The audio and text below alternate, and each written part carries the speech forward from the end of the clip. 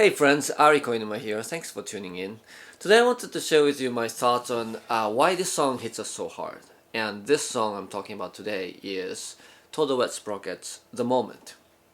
The Moment is a song off of their new Constellation album, which was a record-breaking crowd-funded album of the sort of resurgent Total Wet Sprocket, post-millennium new 21st century Todd the Wet Sprocket album. And I think this one, maybe with California Wasted, is probably like the two fan favorites from the new era of Toad. I know that there are many of you who really, take this song to heart, and it means a great deal to you. So today I wanted to look at the song in detail and try to figure out why it is so powerful. And I hope that after watching this video you get some more enjoyment out of this really great song. So here we go. So the first obvious thing that we need to talk about is actually the lyrics. Glenn's lyrics is just so profound and so unique and so insightful, and it's just definitely a role model to me. This song is obviously a fine example of that, and there are a number of quotable lines in here. I'm just marveling at how he comes up with these lines or lyrics that just mean so much and really depicts what it's like, and it's so relatable and it's so understandable, but it's so poetic at the same time, and fresh and not cliched and all these things. It's not easy. Believe me, I've been trying for many years and it's not easy. But Glenn, it just seems like he has those in just about every song, so he is just such an amazing talent. But anyway, from the lyrics perspective though, something that I can say that is applicable or more about technique kind of thing is that if you look at how the lyrics flows, right? You first notice that this is not some generic let's live the moment, be in the present kind of message. It is about a very specific story, and having it be a specific story makes it a lot more concrete and grounded and relatable that way, rather than some generic PSA kind of positive uplifting thing. And notice where the punchline is. For example, there is nothing but the moment, don't you waste it on regret. That is the end of the choruses, right? You want to save those punchlines to the end of choruses, whereas like the verses they're more for like setting up the scene and telling a story. And then of course there's another strong part is at the bridge, right? Now he's talking about it's out of my hands, but I miss my friend, and if there's a price for dishonesty, I'm not sorry. Right? I mean, these are very strong, honest, true to word moment, and he saved that for the bridge of the song. And these are kind of things that we take as listeners. We take these things for granted. But if you try to write songs, you learn that placing these punchlines in a strategic place in the music, it is not something that just naturally happens. It just comes from just many years or many songs of trial and error, and noticing how the song will have the maximum punch if you put the words in the right places in the music, and make sure that the lyrics flow and make sense and all those things.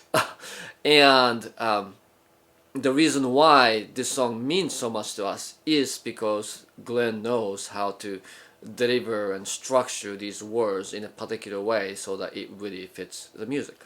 Alright, and speaking of music, let's look at the melodies next. I'm gonna sing the first verse and first chorus a little slowly, so you can sort of review with me what's going on. So, shame doesn't become you. There are no mistakes in the final view.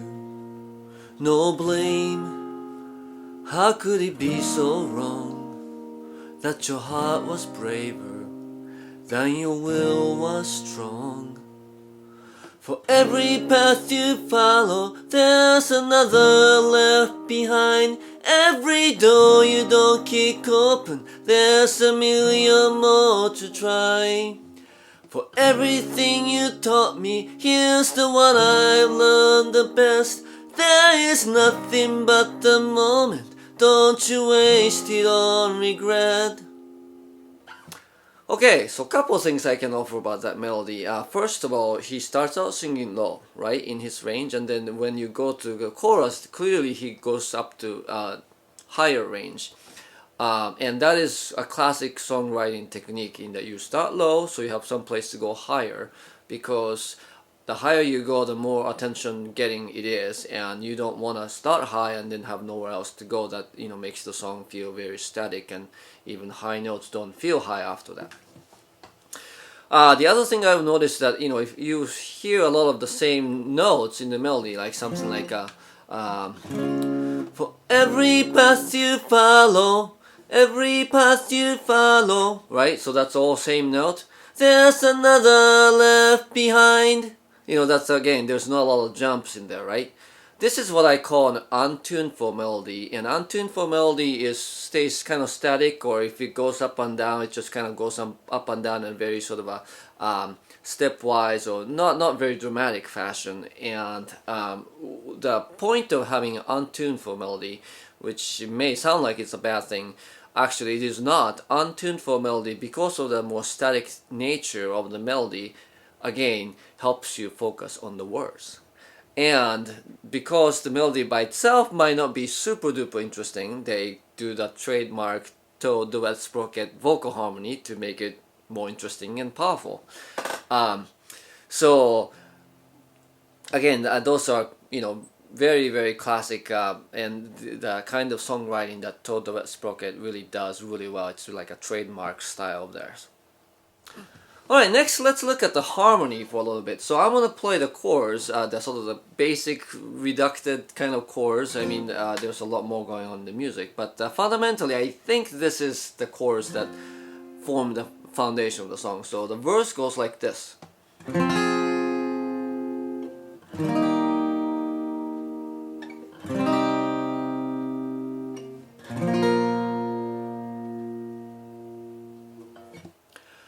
So the amazing thing about harmony is that it doesn't matter what language you speak or what culture you come from. It's just harmony has this built-in emotional content, right? You listen to this and you don't go, "Oh, that's a happy sound," right? There's just sadness in that chord, right? And then when you string together these chords,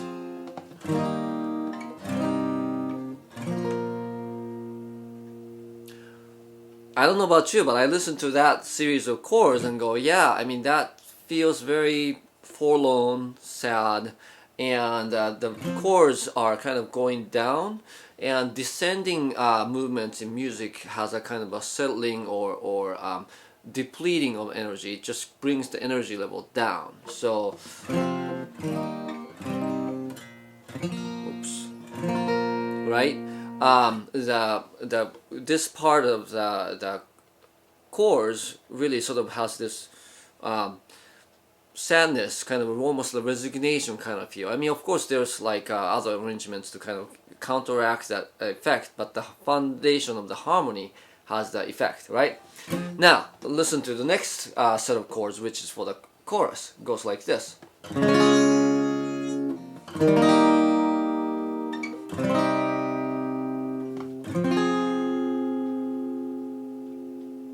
Notice that is a very different feel from the verse part, right? It is immediately, this first chord just has a lot more strength to it, and they kind of actually, the overall trajectory of that chord progression is going up. So if the verse is built upon these lines that is kind of taking the energy out of the music, then it's building back up in the chorus.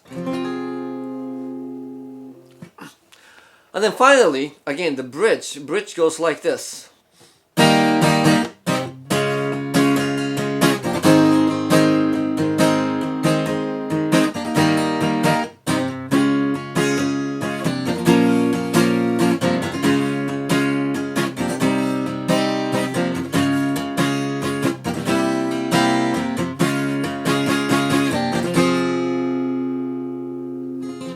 Okay, so I hope you follow that just by the guitar and without the melody, but that is like the strongest sounding set of chords, and with the rhythm in there also, isn't it? It just seems to really leap out because of this part in particular, right? So the song is building momentum from like the most I don't want to say weakest, but sort of a saddest part to it gains momentum during the chorus, and then the bridge is like the strongest, most forceful part yet. So notice how the energy kind of really builds up from low to high, right?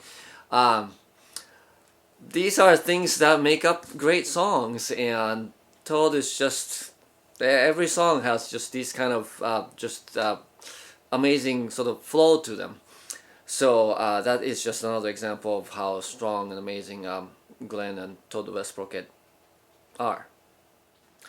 Alright, one more point that I want to talk about is about Randy, the drummer. I really miss Randy, and he's no longer active in the band or in the music anymore, but this song is a great example of how drummers make or break rock bands.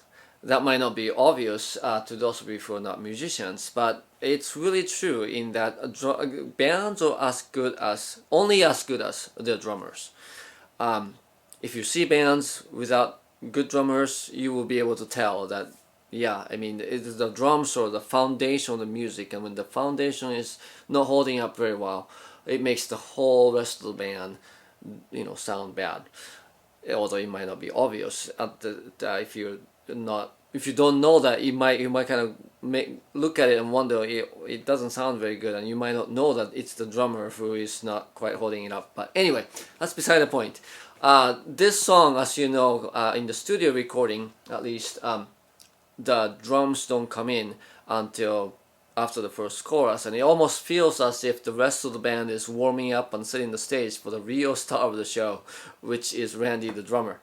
And as soon as he comes in, his presence is so felt. And if you listen and really pay attention, you get the sense that really this is a band where the drummer is leading the rest of it. You get the sense that the drums are, I wouldn't say ahead of the beat, but everybody else is following the drums. Like, there are some bands who play where the bass or the guitar is kind of ahead, leading the charge, so to speak. But this is a band in which Randy is the keeper of the beats and the leader of the groove, and he's playing something really simple as far as the drumming, technique or drum part is concerned, but yet his beat is just so groovy. I don't know how else to describe it. It's so simple, but yet it just gets this really it gives you the song momentum.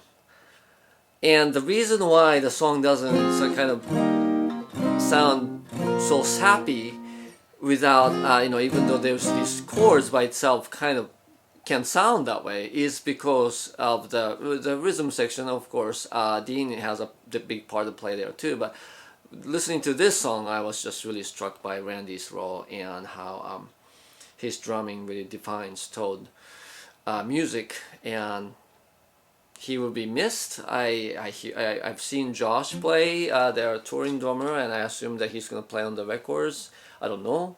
I'm sure that they'll pick another great drummer to fill in Randy's shoes, but this song is a great example of how Randy really carried the band. Okay, thank you again for watching. So I'm sure that if you're watching this, you're a big Toad the Sprocket fan like I am, and so I'm sure you have your own reasons for why this song means so much to you, or why this song is so powerful. So feel free to let me know in the comments. Okay, thanks again for watching. I'll see you next time.